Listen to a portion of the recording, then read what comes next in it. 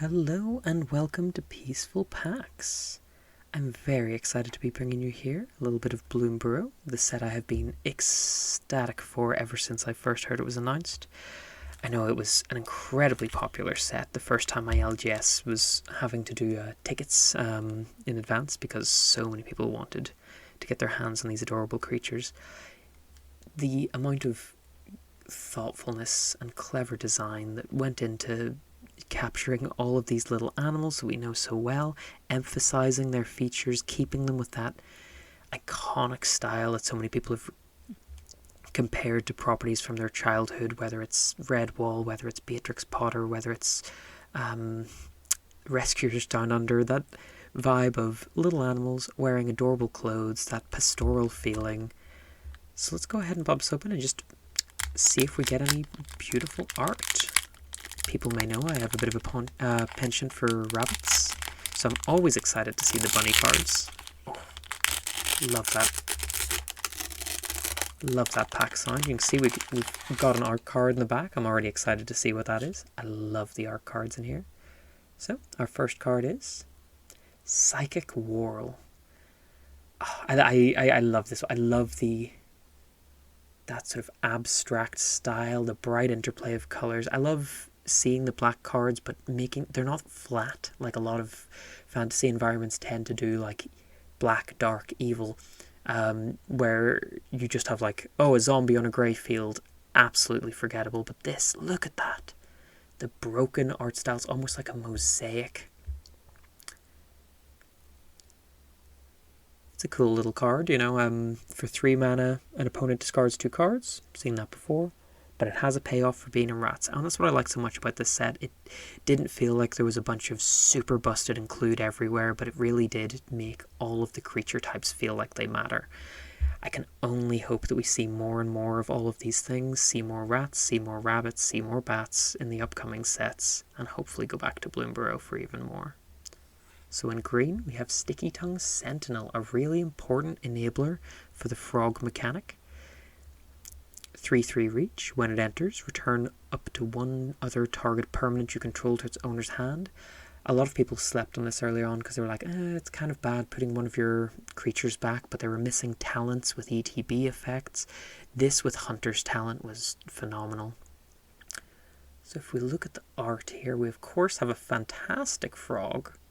Cavernous mouth, deep purple colours, big whirly tongue coming out like a spiral or a rat's tail. If you look in the back, you see those lily pads blown up huge. I love the way the water is sort of like a clearly enchanted sword. Just the little details in these cards are phenomenal. Little water bubbles, the droplets on the leaves. Victory doesn't have to be close for him to taste it. With a tongue that long, yeah. Victory can be several feet away, and he can still taste it. So let's see who we have next. Oh, got a red card. Sazakap's Brew. I'm actually loving it. We're getting some of my favourite pieces of art in this set, even if they're not necessarily like fantastic cards you want to be opening in limited all the time, but oh, look at that. Look at that style. I love that Magic rewards these stylistic choices. It'd be so easy for everything to just be generic fantasy, have everything in one note, very clear style guides, but people are able to, within a set, have these incredibly stylized, really showing off their art style pieces. Look at those colours. Big frilled lizard neck, the jewellery, and the way the yellow sets off the green. Is that amber, sap, smoke? It's kind of hard to tell, but... And of course this... Look at those little baubles. Look at that little happy face. Oh, that thing's adorable. I love the story being told by this. No flavor text on this one.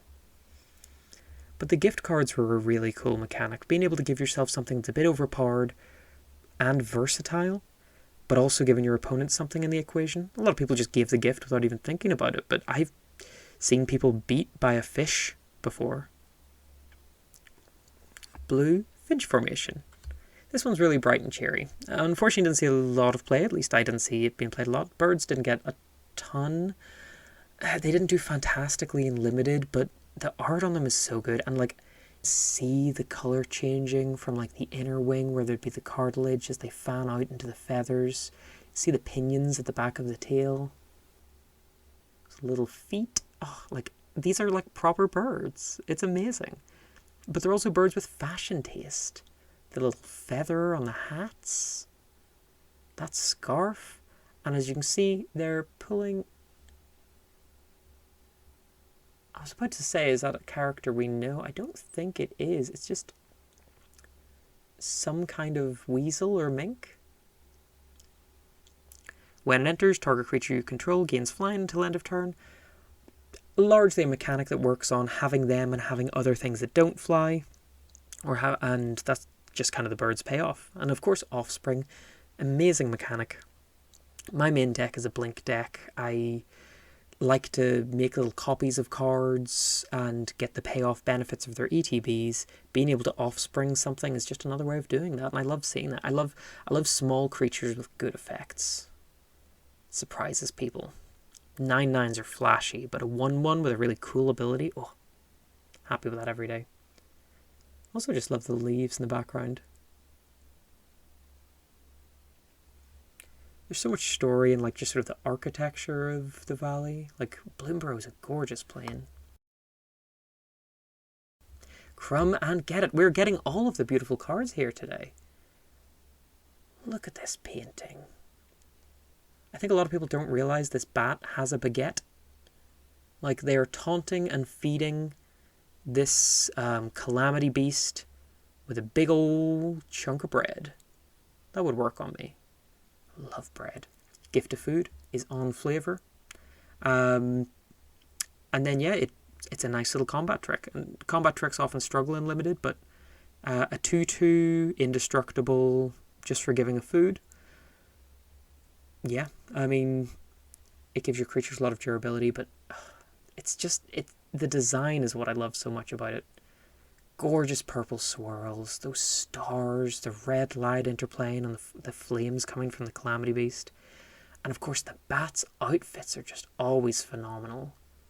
Give me a cool Night and Darkness cleric any day of the week. The membranes and that. I heard one of the podcasts where they were talking about like how they had to really emphasize the hands on the bats in order to make them spellcasters. Like, you can see they've got little hands there where bats don't actually have hands, but that was a choice to make them fit into the world a bit better. God, that bread looks so flaky. Look, I don't know if anyone here's ever made bread, but look at that. You can tell that's a good loaf. It's not all thick and like, that's airy. It's got those holes. That's how you know it's good bread. Glide Dive Duo got some more bats. So this is a bat lizard. This is one of the duo sets. Glide and Dive. You can see gorgeous bat. They did my bats right. So many people either do bats just scary, just cute, but they don't actually do proper bat faces, bat anatomy. Quite a little flat little nose, but really good ears. Fluffy, fluffy face. The little fangs. They look kind of dorky. It's great. They've got gorgeous, gorgeous accoutrement. I mean, that outfit, those tails, you can just imagine those flapping in the breeze. And clearly they've flown this lizard up there, but the lizard has a parachute.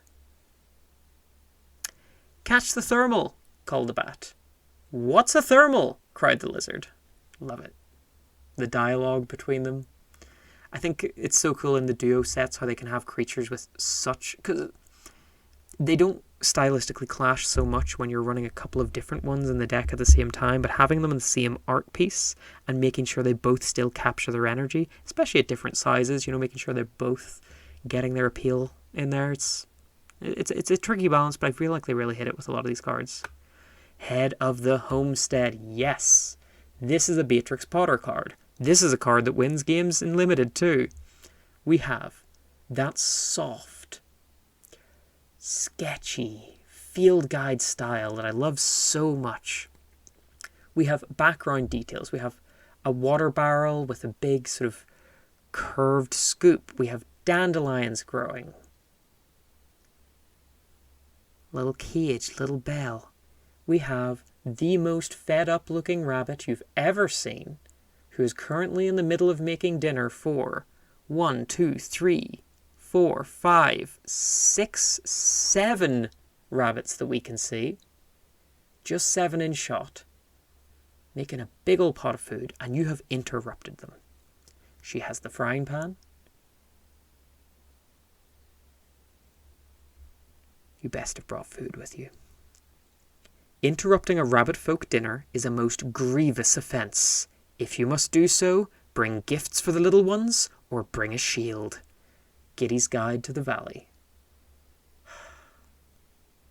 Phenomenal. I love the art in this. I'm going to bring Beatrix Potter back and teach her how to play Magic with these cards. Seed Pod Squire. Yeah, this one was unfortunate. A lot of these birds didn't perform super well in Limited, but they're so beautiful. And they made, like, the way they made the outfits work while maintaining bird anatomy just blows me away. I loved seeing this card. The ribbons coming off, the blue and white glow. These little background details. See, they're flying past all these houses. You see the water there. I'm wondering if this is Three Tree City.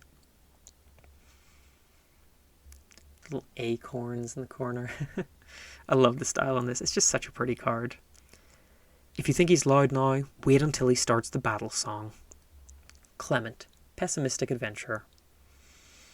Yeah, I mean, that little bit of flavor text means a lot to me. Just knowing that, of course, birds have battle songs. I mean, they are folks who have so much music to them. So if they're going to be fighting, yeah, they're going to make some noise about it.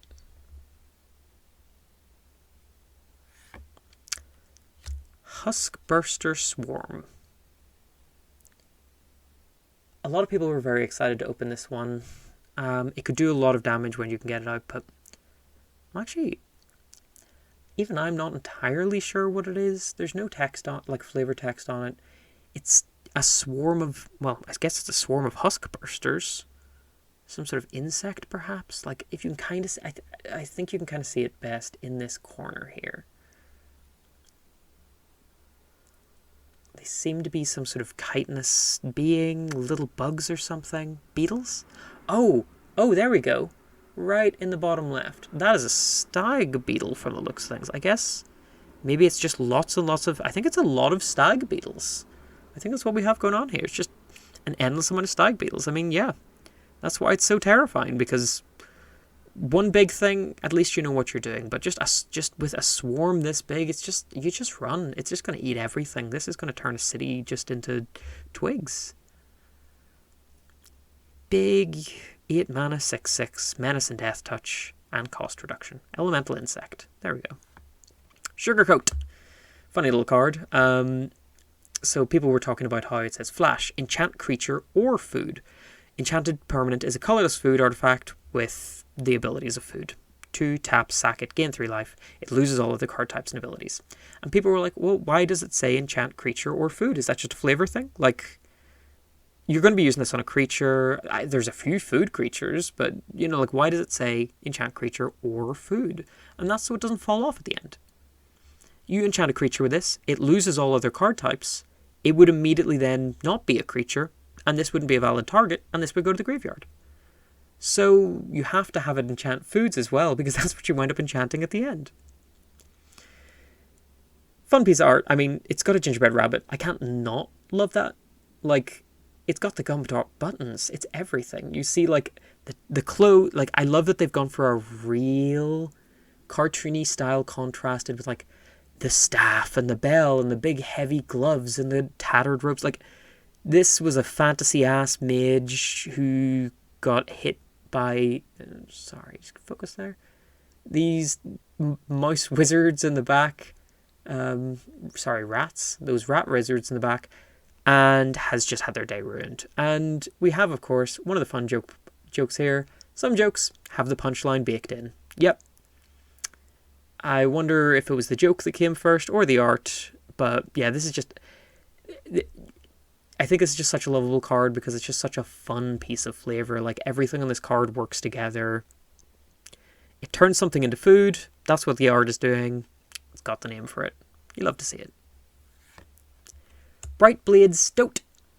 Yeah, there was a few of these cards that are like pretty good in base, but the lack of tribal typal synergy really hurt them. But oof, that art, like, just, that's so fuzzy. Look at the fuzz. Look at the whiskers. Can we see the whiskers? Can we see that little button nose? A dagger that looks like it's made out of ice or like crystallized light. It's so stunning. The clothes, tattered, worn. This is an adventurer. There's a second blade in the background. And yeah, the little dandelion puffs, the leaves. Like, this is a striking portrait. There's motion here. You can sense the vitality of battle. The leaves on the arm guard. I love this. It's adorable, but it's also got like such a striking, like, cool pose. Bright blades are trained to constantly mind the sun's position, adjusting the angle of their dagger to maximize glare. That's phenomenal. They have reflective daggers, glass, ice, not sure. They fight in the sun, they angle it, and they're blinding their opponents to get those attacks in. Disarm, that's where the first strike's coming in. Crystallized sunlight, I don't know. That's where they're getting the lifelink. On a bear. A bear, a 2/2 for 2 mana.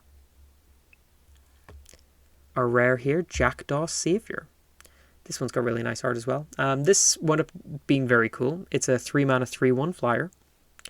When it or another creature with flying dies, return another target creature card with lesser mana from your graveyard to the battlefield.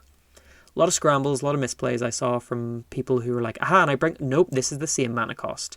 I have made a mistake. I have misjudged this. A lot of people not removing in the right order, but, oh, look at those colours, those purples, those whorls. There is a rat along for the ride.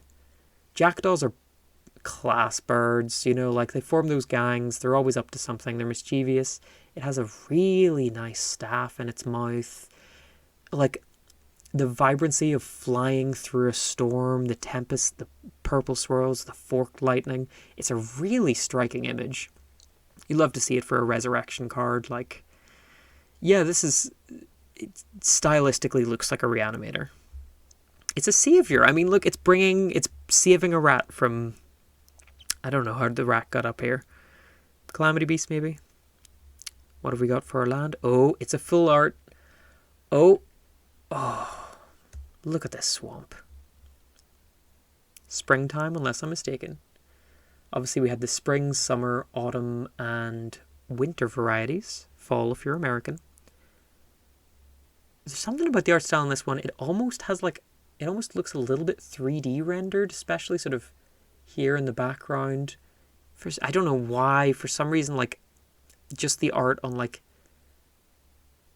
the grass is giving me, like, PS2. I don't know. But, like, you see these mussels?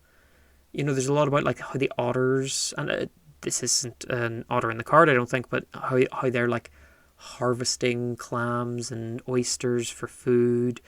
Things are turning shellfish into armor.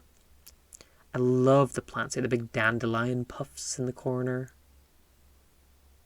The brush.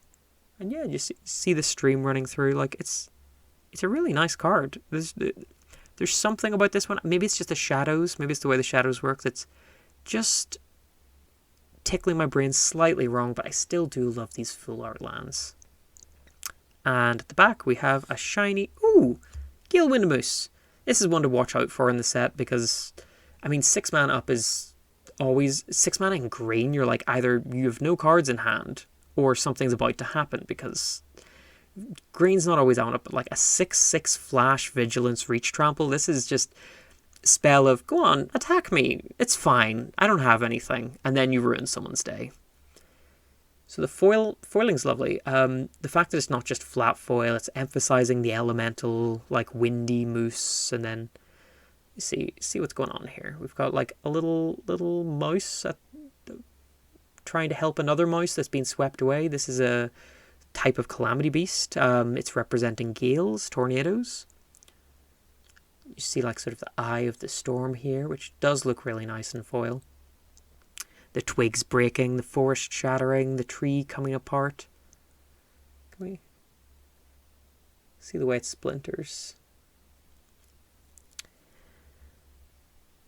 Something has stirred the calamity beasts, and they are wreaking havoc.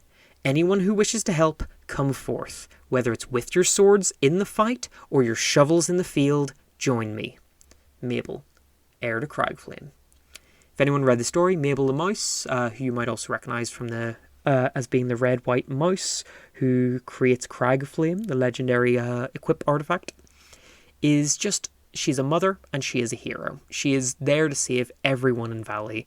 She is such a pragmatic, make sure the dinner's ready, make sure there's baked goods, and also make sure everyone's safe. It's just, she's such a fit for a hero in this set, because she is just always thinking about everyone else, keeping the... I love characters like that. I love someone who's just like, yeah, my first goal is to protect as many people as possible, and I will do that no matter what. She's not going to complain, she's going to get the job done. She's very fun. She's very cool. And finally, our art card. What's this called? Bellower. Something Bellower. It's a raccoon. It taps to give something haste, which is actually quite a nice Valiant trigger. You see one of the raccoons here with their scrap gear flying into battle while this blows the trumpet. What's the name of this card? Raccoon Rallier. The full arts show you all the little details that get cut off in the regular art boxes. The grass in the bottom. You see like this hill? It almost looks like an alligator or something. Oh, I love having these art cards. I'm keeping them all together. They're just fun. Like, you have them as bookmarks. You give them to someone as just like, here's a little art print. Like, they're just... So you can just pop them up on your wall with a bit of blue tack. Oh, I'm really glad. That was a good pack. Yeah, I just saw some fantastic art in there. I was really happy with a lot of the early cards, the stylistic ones, Psychic Whirl, Sazakap's Brew. Finch Formation has really striking colours. Crumb and Get It. It's like, as well as just having, the Beatrix Potter art, as well as just having like, oh yeah, fantasy, animals, looks good. There's also just so many cool choices in here. And yeah, I think it was one of the things that really added a lot of depth to this set for me. Was just, yeah, I mean, in and of itself, as much as you know people who just play the game to win, like, a stat line isn't exciting. What makes us excited about Bloomburrow? We weren't excited about Bloomburrow for like the fantastic cards. We're excited about Bloomburrow for the art. And I don't know, I know a lot of people had trouble with it as a limited format, but I had so much fun with it, and I think I got to play a little bit of everything at some stage. Rabbits are a lot of fun.